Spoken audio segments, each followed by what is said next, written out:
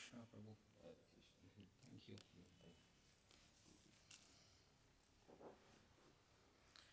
Prabhu करता करता करता.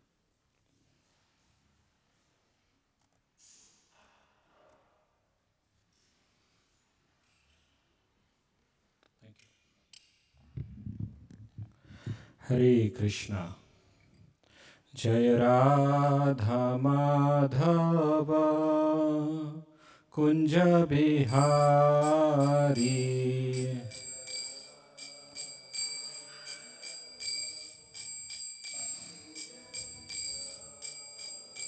Jai Radha Madhava Kunja Bihari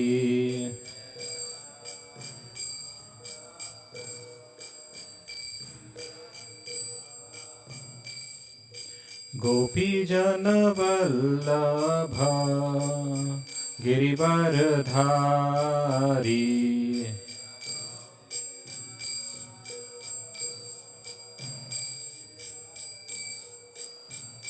Jaya Gopi Jana Vallabha Girivaradhari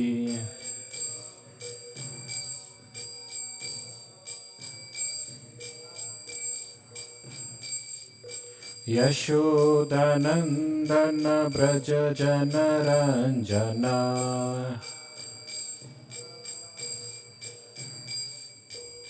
Yashodanandana Braja Janaranjana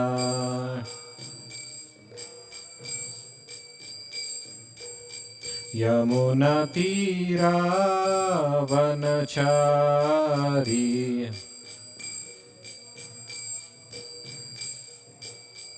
Yamuna Tira Vanachari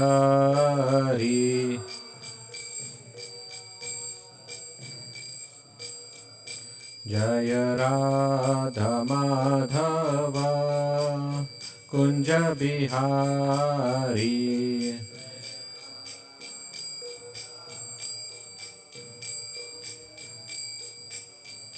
Jaya Radha Madhava Kunja Bihari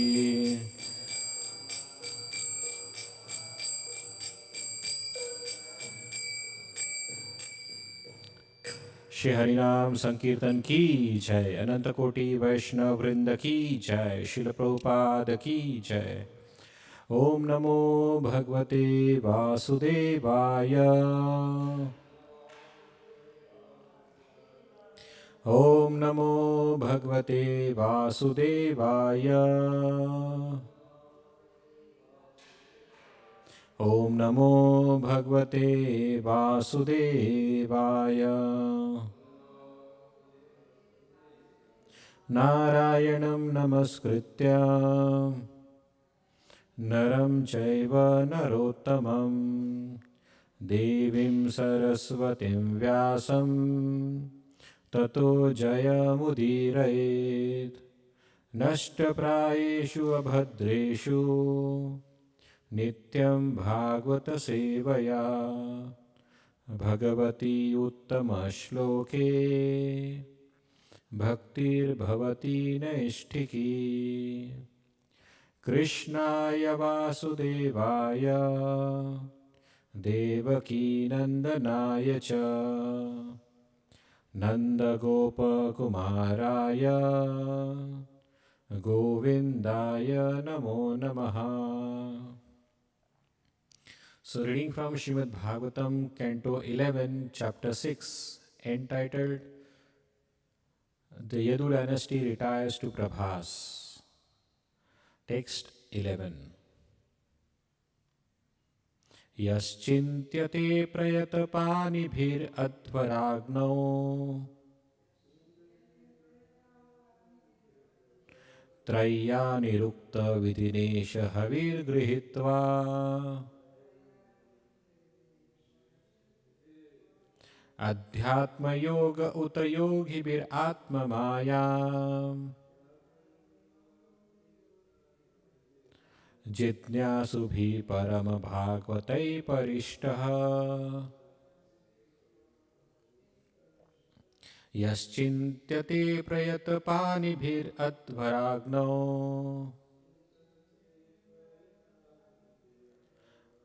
त्रय्यानिरुक्तविधिनेश हविर्गृहीत्वा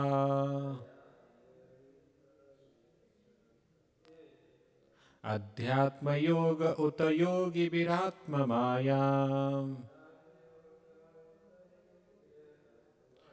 जिज्ञासुभिः परमभागवतैः परिष्ट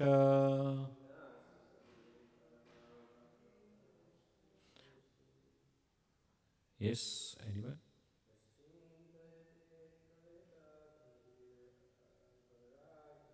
यश्चिन्त्यते प्रयतपाणिभिरध्वराग्नौ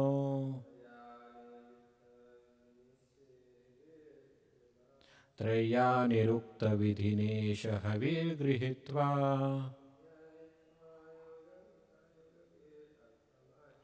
अध्यात्मयोग उत योगिभिरात्ममायाम्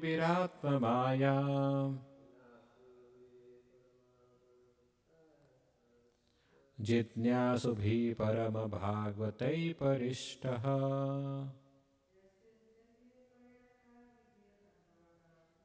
यश्चिन्त्यते प्रयतपानिभिरध्वराग्नौ त्रय्यानिरुक्तविधिनेश हविर्गृहीत्वा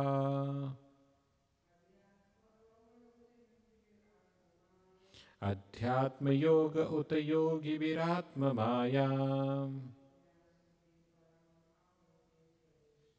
जिज्ञासुभिः परमभागवतैः परिष्टः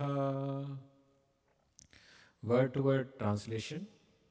Yah, which chintyate are meditated upon, prayatapanibihi, by those with folded hands, advara agnau, in the fire of sacrifice, traya, of the three Vedas, Rig, Yajur and Sama, Nirukta, comprising the essential understanding presented in the Nirukta,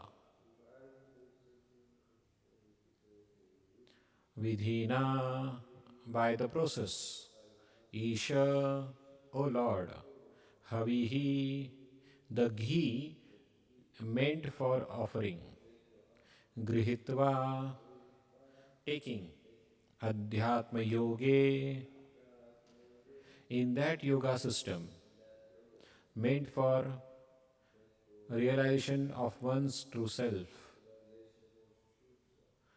Uta, also, yogi bihi, by the practitioner of this yoga. Atmamaya, about your bewildering material energy. Jitnyasubhi, who are inquisitive. Parama Bhagavatai, by the most elevated devotees. Parishtaha, perfectly worshipped. Translation and purport by the disciples of His Divine Grace A.C. Bhaktivedanta Swami Srila Prabhupada. Srila Prabhupada ki jai.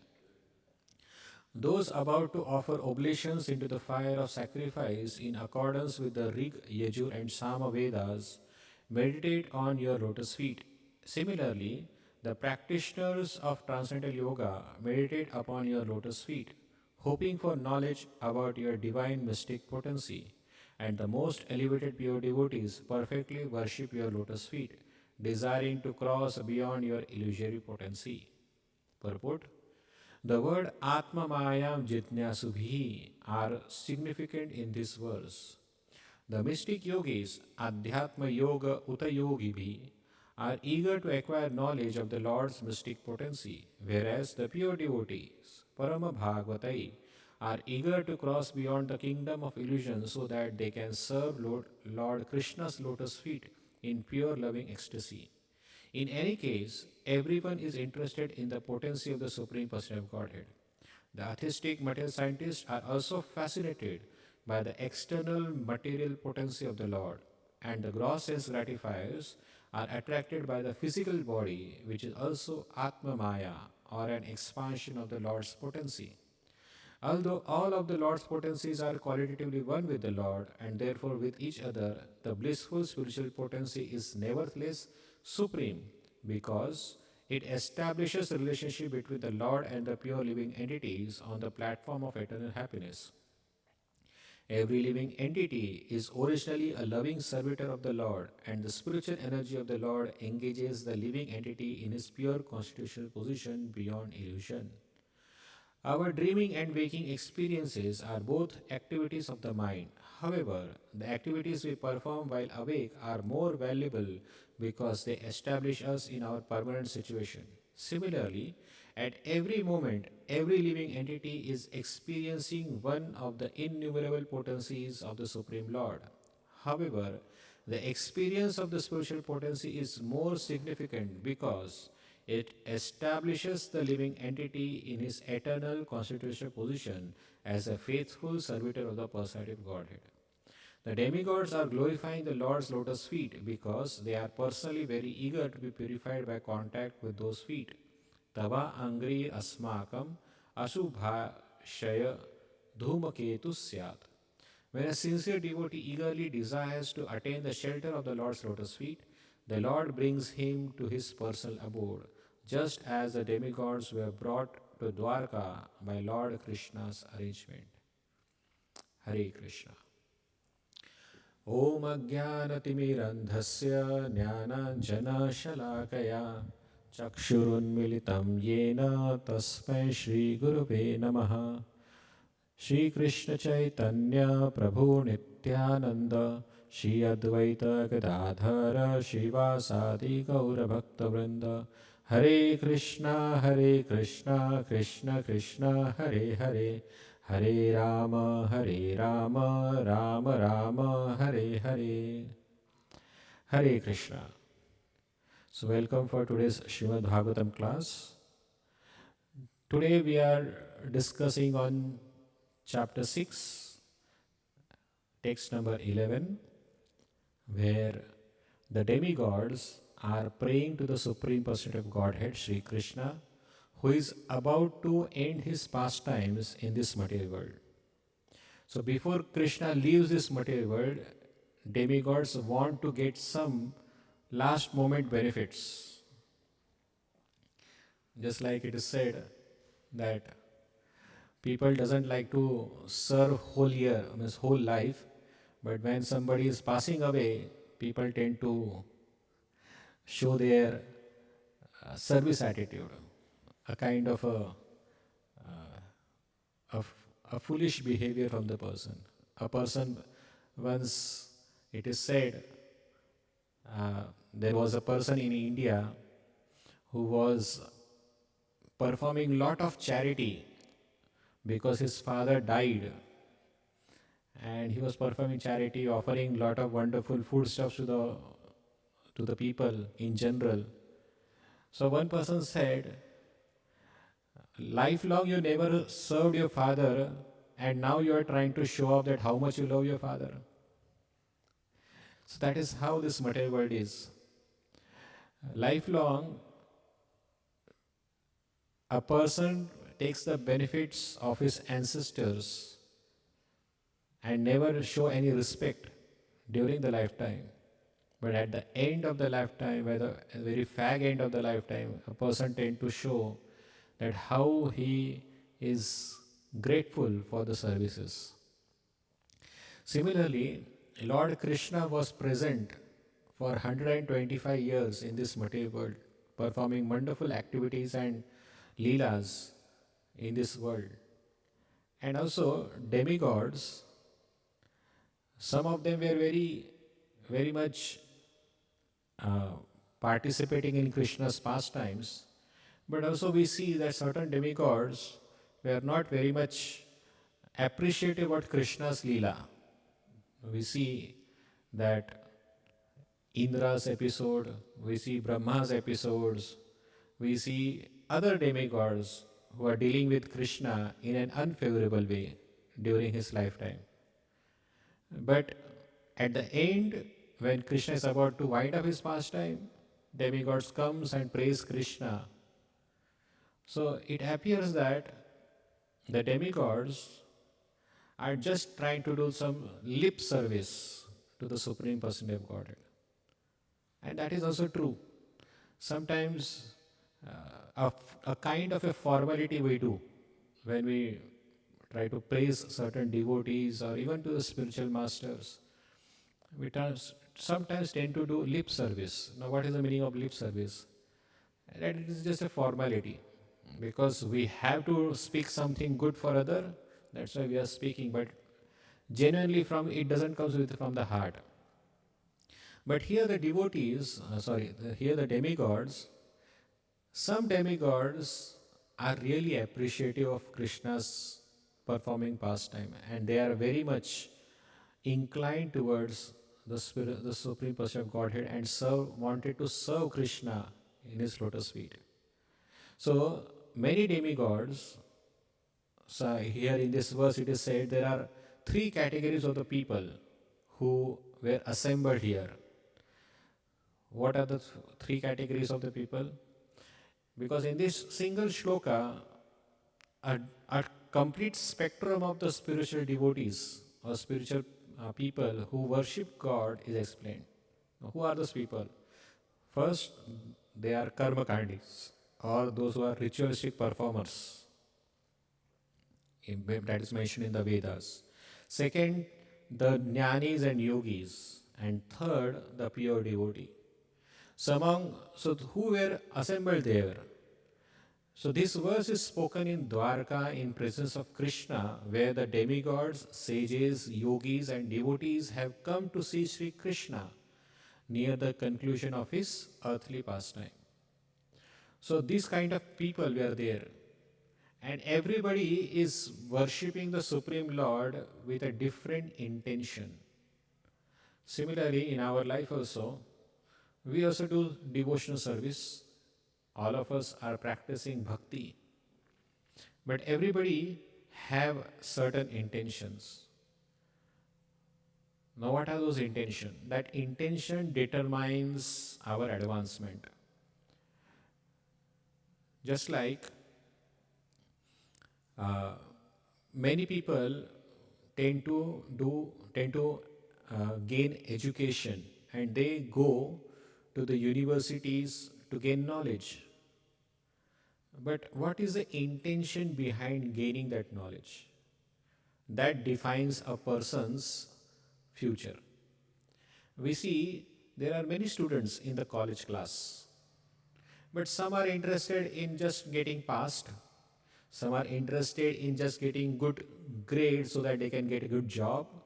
And some are who really wish to perform good for the society in general by doing some discoveries or inventions. So everybody is getting the knowledge. Everybody is there to gain some knowledge. But the intention of every student is different. What they want to gain from that knowledge, it is up to them.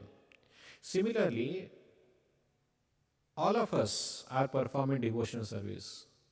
But what is our intention behind performing devotional service? That matters most. Do we want some material benefits like going into Swarga or heavenly planets or getting some material opulences in this world? They also worship Krishna. They also worship Krishna to gain some material benefits. Or we want to just know how this material universe works, how Krishna through his different potency is controlling this whole cosmic manifestation. Are we interested in understanding how this material energy works, how we can overcome the material problems, or we want some moksha in our life? That is another form of the people who worship Krishna. But the best among them are the devotees, especially those who are surrendered devotees of the Lord, who worship Krishna not because they want anything or they want some material knowledge. They worship Krishna because they love them. So here in this verse, these three categories of the people are mentioned. First, the karmakandis. Second, the jnanakandi. And third, the bhakti, the devotees. So what is more important? The important part is that Lord behaved differently with different kind of people. Just like uh, I remember one wonderful anecdote that comes in my mind. We generally know that mother knows the heart of his son or of his child mostly. So once a small child, a baby child who just started to speak, just a 2-year old boy, he said mother to his mother, "Mother, I love you." He just said like that. And mother said, "Oh, so nice of you. I love you too, my child." And in that way, she kissed his son with love and affection. After some years, when the child grew up, he was going to the school and he came from the school and said, "Oh, mother, I love you." And the mother said, "Now don't tell me that I had to take sign from your father on your report card." Now the child didn't say anything. He just said, "I love you, mother." But mother understood the intention behind that word and she responded accordingly because she knows why the child is showing so much affection, because he got his report card and father is supposed to sign that report card, but he is afraid to approach his father because the grades are very poor. So he's trying to uh, please his mother so that mother can do that thing. But he didn't say directly, he just said, "Mother, I love you." And mother understood because he understands the heart of his child. After some time, after many years, again the child grew up and he came to mother and said, "Mother, I love you." And mother said, "I don't want to hear that girl's name anymore." Now here, the mother understood that why my child is saying showing so much affection on me, because he want to approve his girlfriend for marriage. So that's why the child is showing so much affection. And mother understood it. He didn't even have to say anything on that matter, but mother understood what is the intention behind that statement, "Mother, I love you." After some more years, again the same son comes and says, "Mother, I love you." And mother said, "I told you not to marry that girl. Now suffer now." So again, mother understood the intention behind that statement. Now when the mother was very old at that time, also the son comes and says, "Mother, I love you." And mother responds, "I am not going to sign on any deeds hereafter." So she understood that why the son is showing this affection, because he wants to sign the property deeds. So the statement is same, but mother understand the intention behind his son's speech. So it is not true that all of us are worshipping Krishna have the right intention. Every one of us have certain intention. Every one of us have certain motives to practice bhakti or Krishna consciousness also. And Krishna, knowing our intention, we may do wonderful services. We can give wonderful classes. But the intention behind all those wonderful services and wonderful humble behavior, Krishna knows the intention behind it. And Krishna respond accordingly. So here we have to understand that not all the devotees get the same kind of destination, because Krishna respond as per the devotees' intentions behind those activities or behind those bhakti process. So what we have to learn from this shloka, here the demigod says, there are three kinds of people who generally worship you: karmakandi, jnanakandi and devotees. But only your devotee you are pleased with. Why? Because devotees doesn't want anything else other than you. Whereas all other people, they have certain intention, certain expectation from you. And that's why to you, your devotees are very dear to you. So in this case, in our circumstances, the lessons which we can learn from this is that all of us have to understand or evaluate ourselves that what is my intention in worshipping Krishna, why I am worshipping Krishna. So that is the case. So let us identify the categories. Now let's say the first category of a person who worship Krishna, that is the Karmakandi people. Now, the Karmakandi people, they generally practices Vedic rituals, just like some worship God, some worship Krishna for prosperity, good health, good children, heavenly enjoyment. But still, Bhagavatam says they meditate on the lotus feet of the Lord. Still they worship Krishna, but they have this desire. That means that Krishna doesn't reject such kind of people, but at the same time we understand that they doesn't please the Supreme Lord because they have ulterior motives in worshipping God. So here analogy can be given just like a child holding the father's finger while learning to walk, but the child is focused on walking, but the father is still the support. So what we understand from this, that the child is holding father's hand, but his intention, his focus is on walking.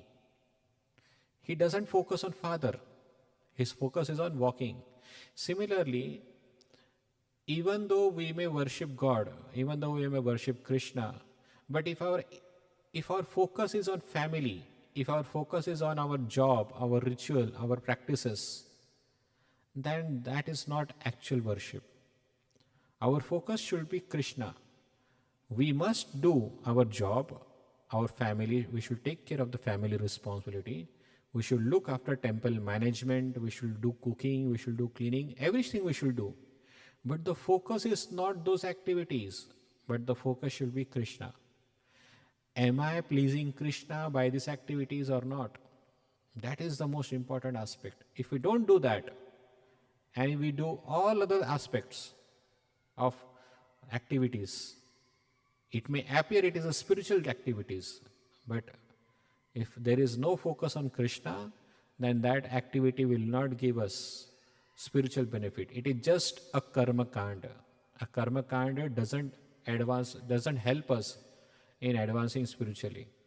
But when we do all these activities, focusing Krishna at the center, then that becomes karma yoga, where we are doing that service to please Krishna and Krishna is at the center of all these activities. So that is how we have to understand that even we perform certain practices, certain activities, we must do because it pleases Krishna. So what is the difference between karma yoga and bhakti yoga then? Karma yoga and bhakti yoga. Are we doing karma yoga or are we doing bhakti yoga? That is most important, because even the karma yogi perform the same actions which a bhakti yogi does. But there is a difference. Am I doing bhakti or am I doing karma or karma yoga? That is most important. So what is the difference between karma yoga and bhakti yoga? In karma yoga, we are at the center. That means what I like to do. Maybe I like to do kirtan. That is my liking, and that's why I will do that service. Sometimes people have this tendency that I like to do this thing, that's why in that way I will serve Krishna. So here they are serving Krishna, no doubt, but the focus is themselves. So we find many devotees are into these categories. They worship Krishna, but they perform the seva as per their liking. And even the spiritual master is so kind enough that he doesn't bother them and say that, okay, you perform the seva as per your liking. Because he knows the devotee is not mature enough that he will perform services as per the desire of spiritual master or guru. So, spiritual master sometimes says to his disciple, do whatever is good, whatever it pleases you, whatever it makes you happy, perform that seva that nicely. But please understand, this service is not bhakti. This service is called karma yoga, where we are serving the Supreme Lord, but the focus is what I like to do. So that is still comes under the category of karma yoga. Then what is bhakti yoga then? Bhakti yoga means performing the services that pleases the Supreme Lord and Guru Maharaj. What service will please? Sometimes, let's say, spiritual master want that his disciples should do book distribution. For example, Prabhupada used to always say, book distribution is the bloodline of our society. But sometimes people may say, I don't like book distribution. I like doing kirtan. So he may not do book distribution, but the spiritual master desires book distribution. So when a devotee or when a disciple tunes himself as per the desire of the spiritual master will, or desire of the Supreme Personality of Godhead's will, then it becomes bhakti. Where now at this time, I am not at the center. Here, Guru or Krishna is at the center. What they want, not what I want. As soon as we perform service where I am at the center, that service becomes karma yoga. And when I keep Guru and Krishna at the center, what they want, and we perform that service, then that same service becomes devotional service or bhakti yoga. So here we have to understand this difference between karma yoga and bhakti yoga.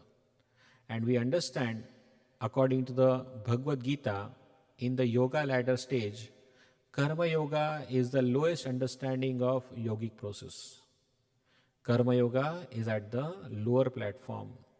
Karma yoga, Jnana yoga, Ashtanga yoga, and then Bhakti yoga it comes.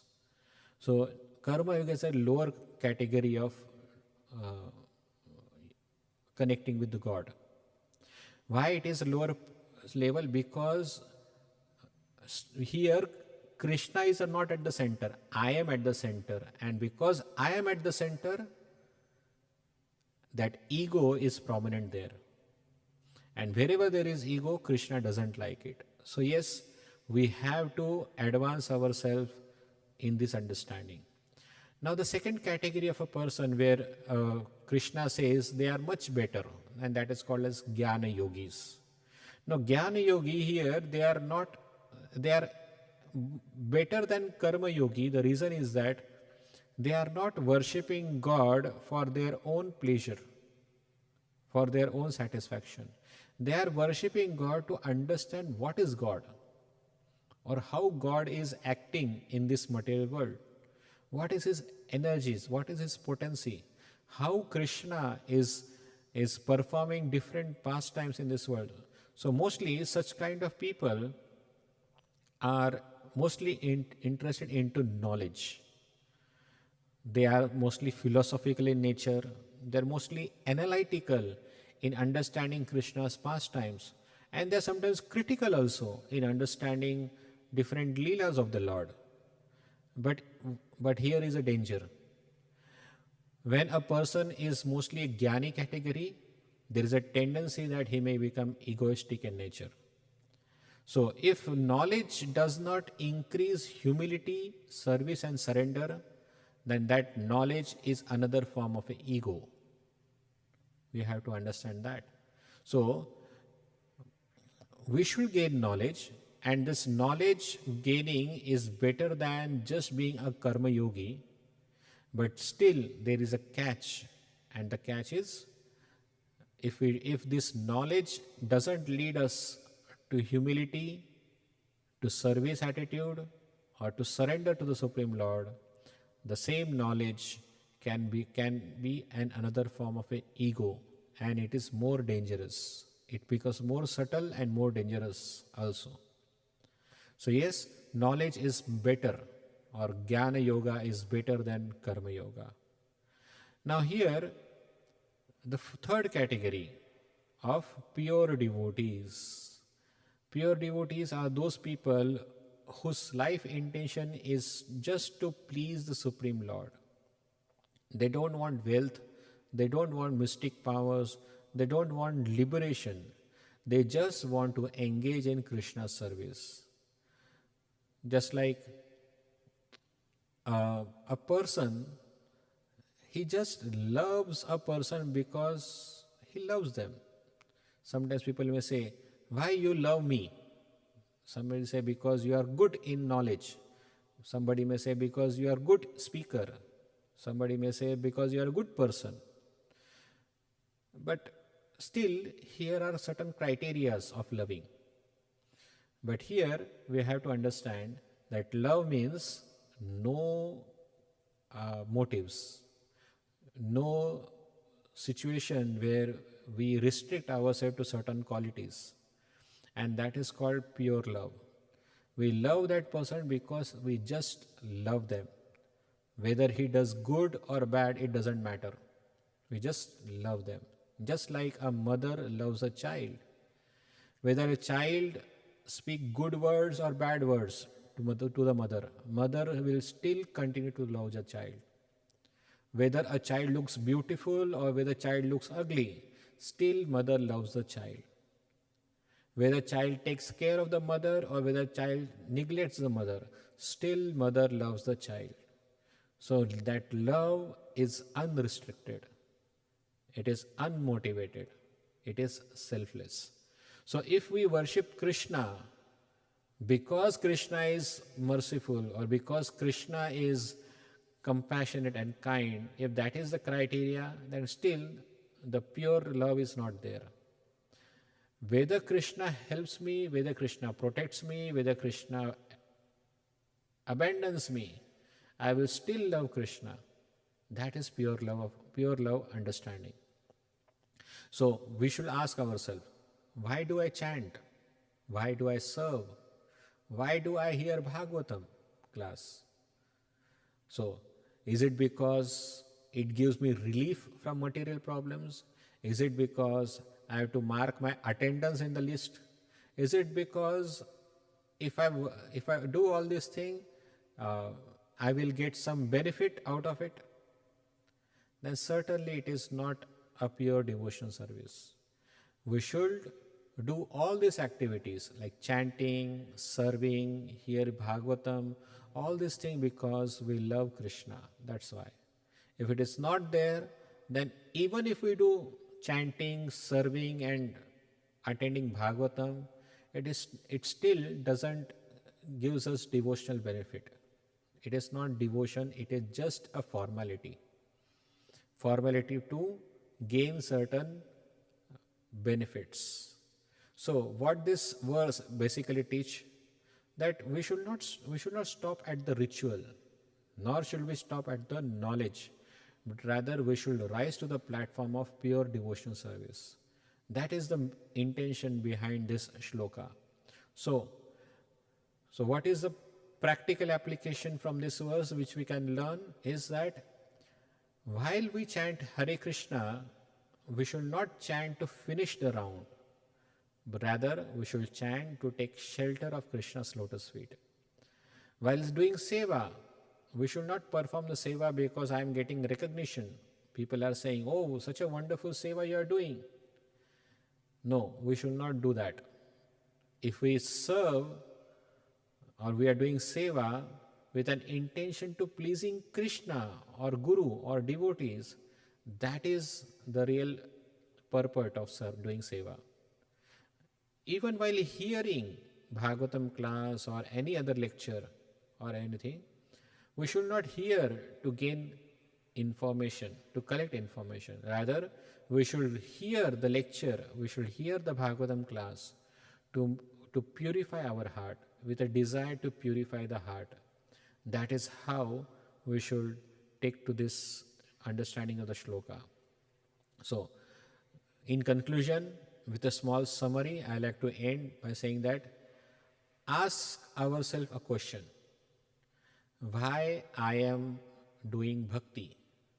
What is the intention behind my doing a bhakti?